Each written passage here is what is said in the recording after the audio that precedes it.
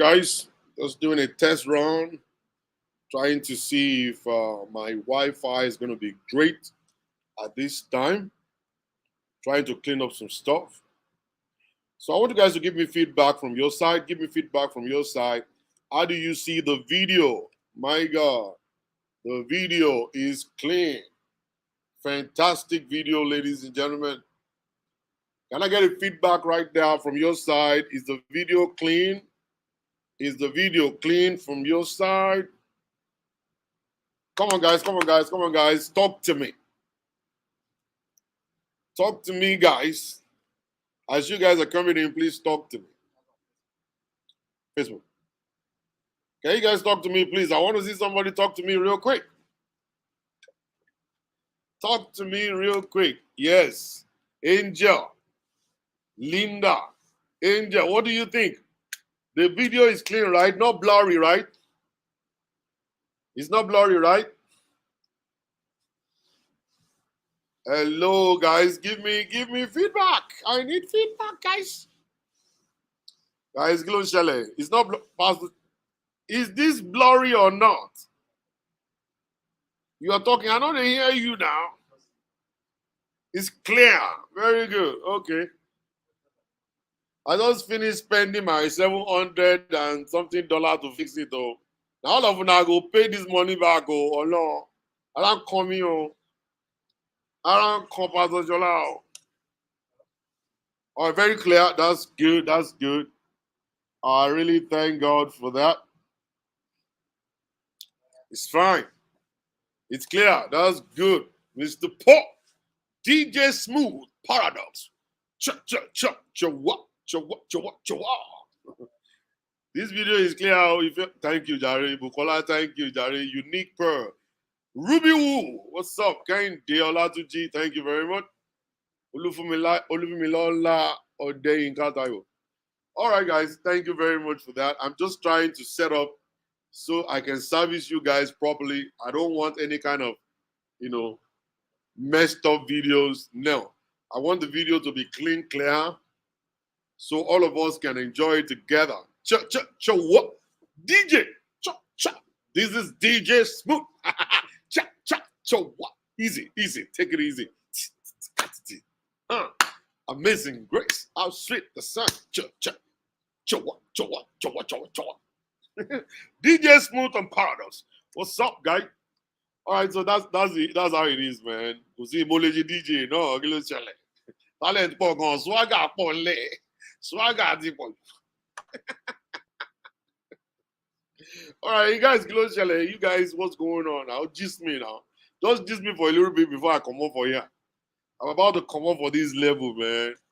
I just finished eating nice jollof rice and what I'm saying? What's it? Coleslaw with a nice chicken, soft chicken, everything. That's why I'm feeling like this. I feel like flying right now. All right, what's going on, man? Guys, talk to me. You crack me up. Guys, talk to me. What's going on? What's up? What's going on in town? What's up? What's up? All right, so I'm just trying to clean up the video. I'm going to clean up the audio. The audio is already good. I like the audio. Why they make you hungry now, Mr. Paul? Are they sorry? I just finished a bowl of jollof rice. Oh, Lord. Bowl of jollof rice with coleslaw, with nice chicken, nice baked chicken. I feel like sleeping right now. Oh, Lord. I feel like sleeping right this moment. Now, I want to do something real quick. Something real quick.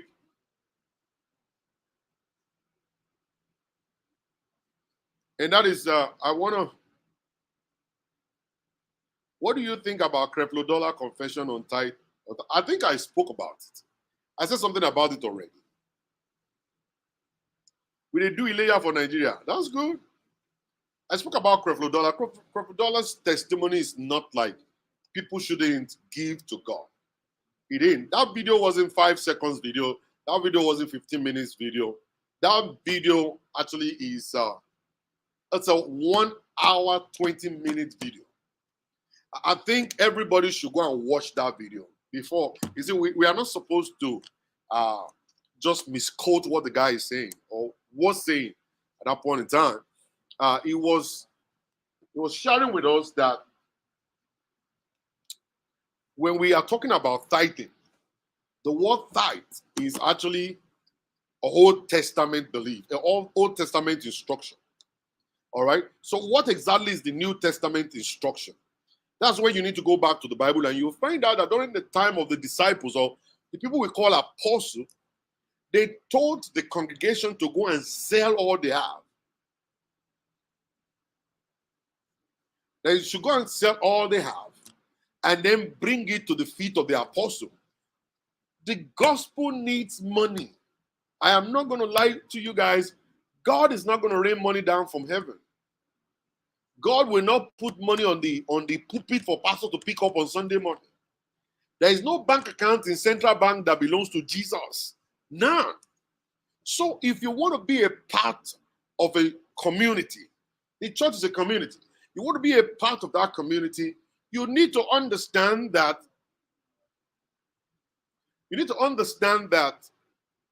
the rent of the place must be paid.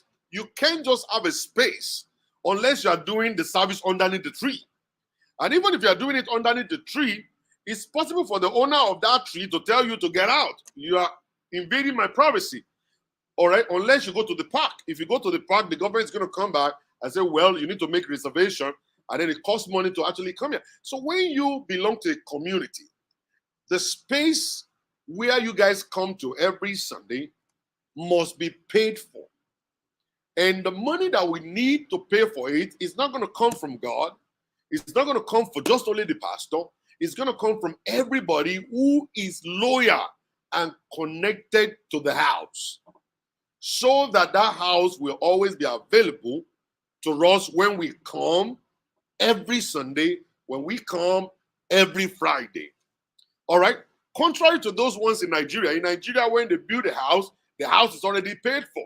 They don't have to pay rent. Some people pay rent, you know what I'm saying? Some people do pay rent, but, you know what I'm saying? But some churches, they build the church from zero with their own money, and that's it. All right? So you need to pay money. You need to give money to the work of God, for the work of God to progress. You understand? What did the apostle tell them to do? What did the apostle tell them to go and do? To go and steal the money? To go and steal the money? Or to do what?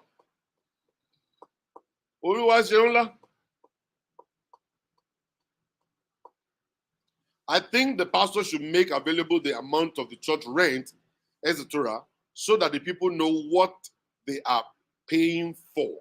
Crystal F, you are brilliant. You're a brilliant person. I hate people who love to argue without brain. You are a brilliant person. You see, this is where transparency and accountability must be preached. Transparency and accountability must be preached. A church does not belong to a pastor. A pastor shouldn't lay a kind of ownership on a church. They don't own the church. The church is the church of the people. The church is the church of the people. The people own the church.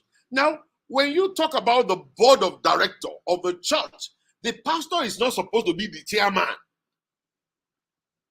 The pastor is not supposed to be the chairman of the board. They're supposed to select somebody among the people that will be the chairman of the board, and the pastor is only the spiritual advisor. So they're supposed to be a board director who is the chairman, then the next person is going to be church secretary, then the next person is supposed to be the church treasurer, then the next person is supposed to be the financial secretary, then we have the auditor and all kinds of stuff.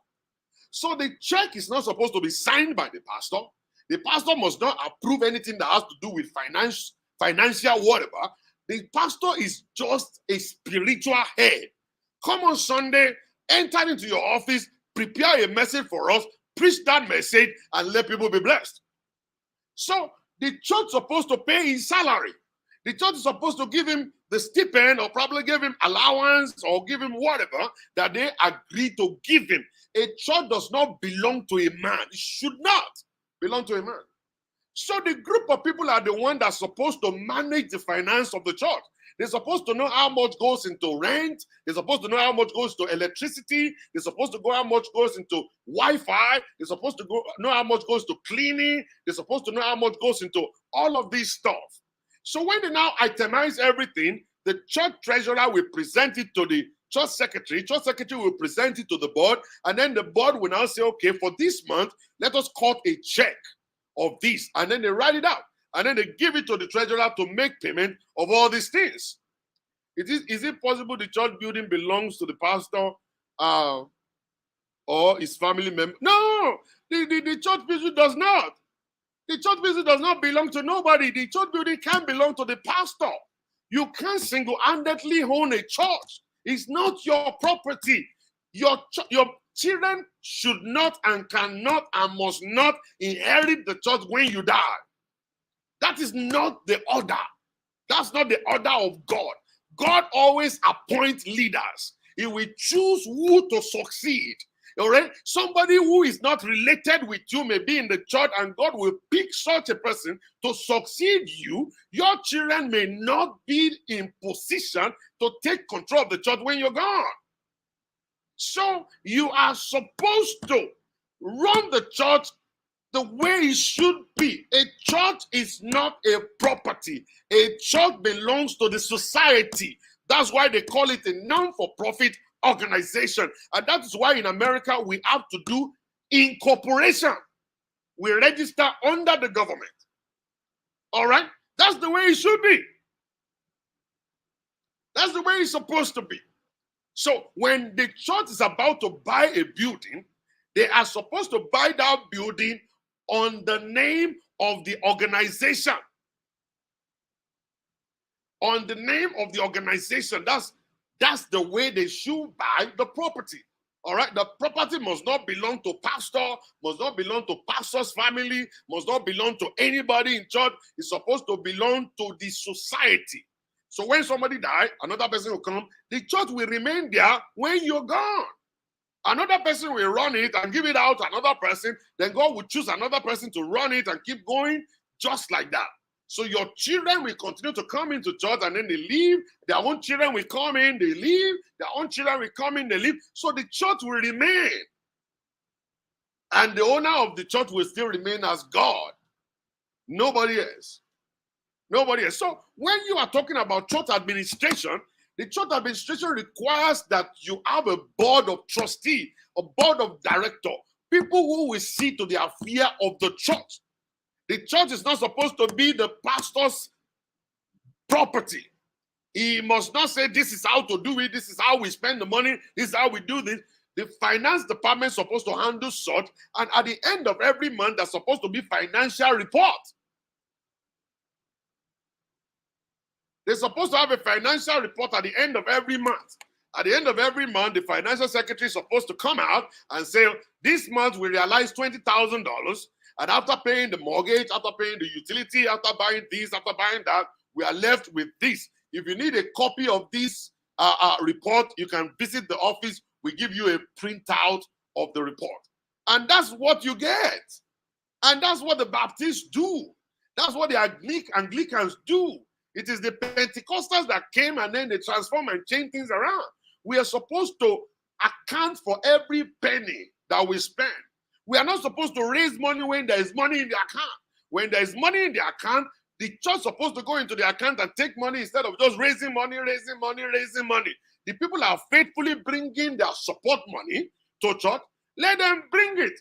They are not supposed to bring tithe. They are supposed to bring it the way they want. They are not supposed to be forced to bring it. They are supposed to bring it because they know they must to give. The amount to give depends on the person. The amount to give depends on their ability, capacity. The amount to bring depends on their knowledge of giving. The amount to give must not be forced. They cannot be pressurized to give. You cannot intimidate them. You cannot say because they're not giving, that's where they're not receiving. You cannot tie or giving to prosperity. That if you don't give, you won't prosper. You cannot tie it down and say, okay, if you don't give, you won't make heaven. That's a lie. People must be told the truth. This is what we use the church money for. This is what the church money is supposed to go to. Let them understand how the church money is being spent. They will understand that they must to give it, and then the pastor will not be riding a Bentley when the church are suffering. The pastor will not be flying jets all around the place when the members are suffering, they don't have food to eat. All right? It is because of our pastors that are flying jets all around, riding all these Bentley and building skyscrapers. And this is what turned the church around to be where the church is today. Every one of us are grieving. We are angry right now because our pastors have used us. They have used us. They collect all of this money. They've collected all this money and they buy all these jets, and they have fleet of jets and fleet of cars and buildings all around the place. And the church members are suffering that they even have schools that even church members couldn't attend. Church members couldn't go there. They have different kind of stuff. And this is the problem that we're having in this society today. And we need to work on it. We need to fix it. We need to fix it. The church must belong to the people. And that is why I always tell people, when you go to church, know the church you're going to. Don't just go to church. Go to a church that is well organized. Go to a church whereby they are transparent, where they give reports. Go to a church where the pastor is not intimidating you. Go to a church where you can see your pastor and talk to your pastor physically, face to face. Go to a place that you don't have to book appointment to be seeing your pastor all the time. Oh, I want to see pastor. It's going to take 3 weeks to see him. Don't go there. Go to a smaller church. Find a small church to go to where your pastor will be your pastor. It's not going to be your pastor will be your pastor when he's only on the stage. When he's on the altar, that's where you can see him directly. You can't see him face to face. You can't shake him. You can't talk to him. That's why you need to go to smaller churches whereby you can see your pastor, talk to your pastor, mingle with him, hug him, kiss him if you want. All right? Let him influence you. Let him affect your life. Let him touch you. Let him motivate you. All right? This is the reason why I said that. And in a smaller church, you will be able to ask questions during the church in conference. There must be a church in conference at least once every 6 months. Church in conference once every 6 months. That's where church members will sit down and start asking questions from the board of director. What are we doing? How much money do we have? How much is in the account? Do we have businesses? Do we have this? Do we have that? And during the church in conference, that's when they do things. Over here in Texas, we are planning to buy Dunkin' Donuts, McDonald's, and stuff, because we cannot continue to run the church on tithe and offering. We cannot continue to run the church on tithe and offering. We have to have other businesses on the side that brings money to the ministry. And then we can hire people in the church who doesn't have job to work in those places. And a church is a support system. If a church will be a support system, that's the way to run it. That's the way to run it. We cannot just be celebrating pastor's birthday all the time, buying pastor Mercedes, buying pastor this. At the end of the day, everybody will become pastor. Because everybody wants to buy Mercedes. Everybody wants to ride jets. And that's the problem we're going to be having. You see what I'm saying? So that's the problem of our society today. We need to caution ourselves. Church needs to go back to the place where it used to be.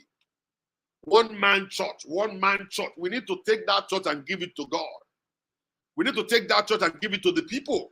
Let the pastor just come in as a spiritual leader, preach to the people, pray for the people, let them donate what they got to donate, let the pastor leave, let the secretary and the treasurer be there, count the money, treasurer take it to the bank, let there be a report given to the church member. At the end of the month, pay the pastor his own salary, give his children scholarship, and the rest of the money, help the church members that are not actually capable of feeding themselves.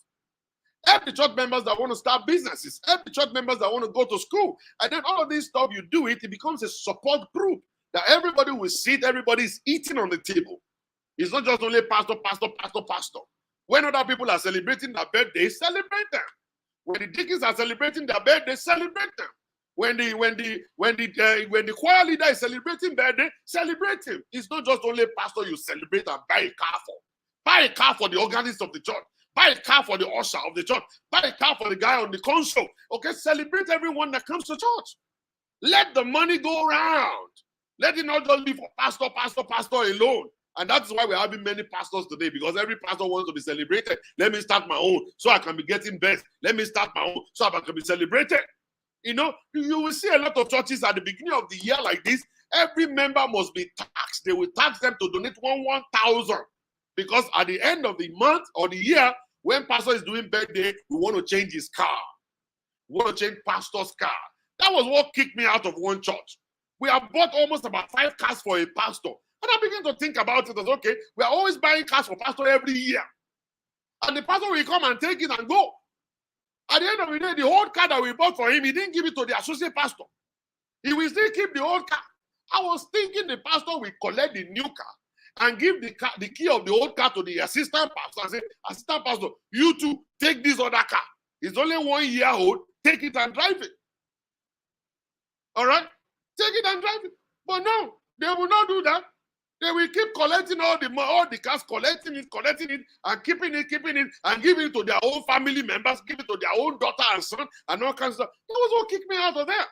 I don't believe in that kind of a stuff. You can't run a family business with me, not with my money. You can't be running a family business with money. I'll be giving your own children good education, buying good clothes for your own children. They're driving nice car on my own tithe and offering. Forget about it. It's never going to happen. No, it's not going to happen. I left the place. I'm telling you, my body's about to die. My body's about to die, man. My body's about to die. All right, I will continue this. Somebody asked me this question. I'm going to break it down some more later. All right, I don't want the battery to die, so I can actually turn it off now. You know, by the grace of God. So, thank you, guys. Is the video still sharp? Is the video still sharp and at your end? Can you see me clearly?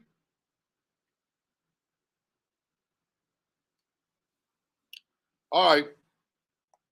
Please charge it. I can't charge it though. I don't have what it takes to charge it. Yeah. I don't know. I don't have what it takes to charge it though. Oh, very sharp. Thank you. All right, guys. It is not sharp. All right. Somebody saying it is not sharp there. Somebody is saying it is not sharp. Why is it not sharp on your side?